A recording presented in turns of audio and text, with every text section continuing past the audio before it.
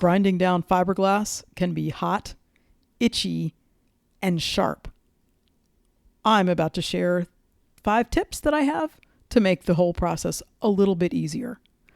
Hi, I'm Nika Waters, and welcome to the Boat Galley Podcast. Today, I'm talking about grinding fiberglass and how to make that really not particularly pleasant task a little bit better. Today's episode of the Boat Galley Podcast is sponsored by C-Tech Systems, experts in cruiser communications. Introducing the Narwhal Connect, a complete internet and calling solution for your boat. With plug-and-play Wi-Fi, cellular, and satellite, it's the only system designed to give you cost-effective internet anywhere in the world. Visit ctech.com for more information. That's sea-tech.com. As a bonus, Boat Galley Podcast listeners get free shipping with a code BG20 at checkout. C-Tech Systems.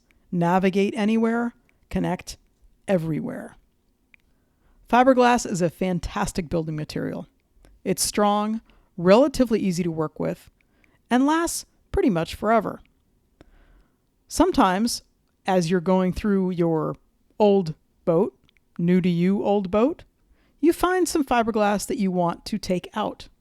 In our case, there were a number of bulkheads and shelving that was attached to the bulkheads that we wanted to take off.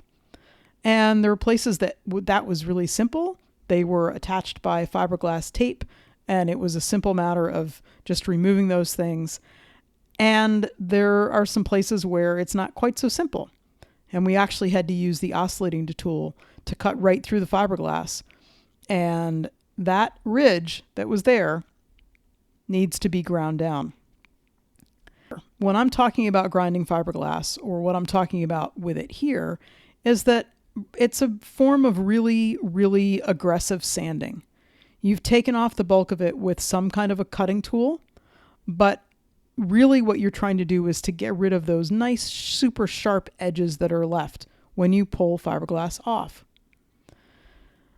So how can you grind fiberglass more safely and easily? Well, here are a few tips for you. Number 1, have a vacuum cleaner running. You may choose to have a shop vac. We do use a shop vac in general. It's a little bit easier to clean up. And for us, a second person holding that vacuum cleaner, holding that nozzle, makes it far more effective because you can get right in there, and the person using the grinding tool or the sanding disc or whatever can use 2 hands to push it against the fiberglass ridge that they're trying to take down.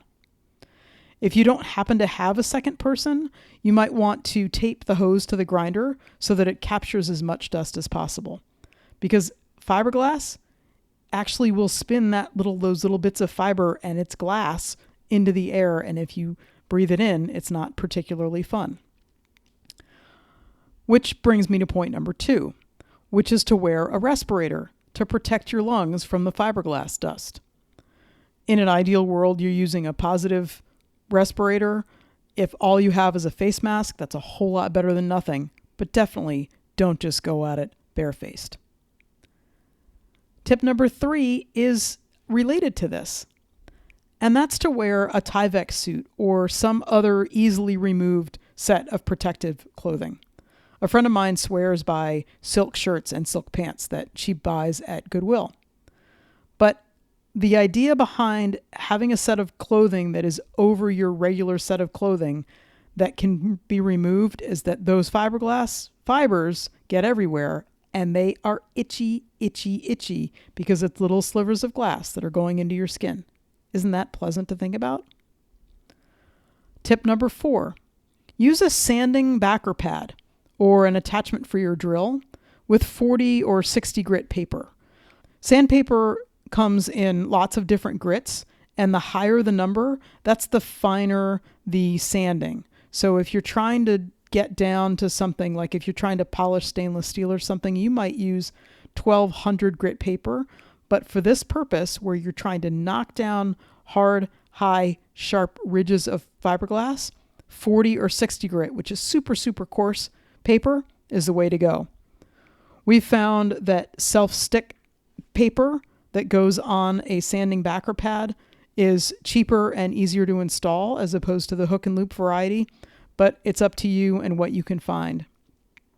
Do be prepared to go through this stuff fairly quickly, because what you want is for the cutting edges of the sandpaper to be working on that fiberglass that you're trying to remove.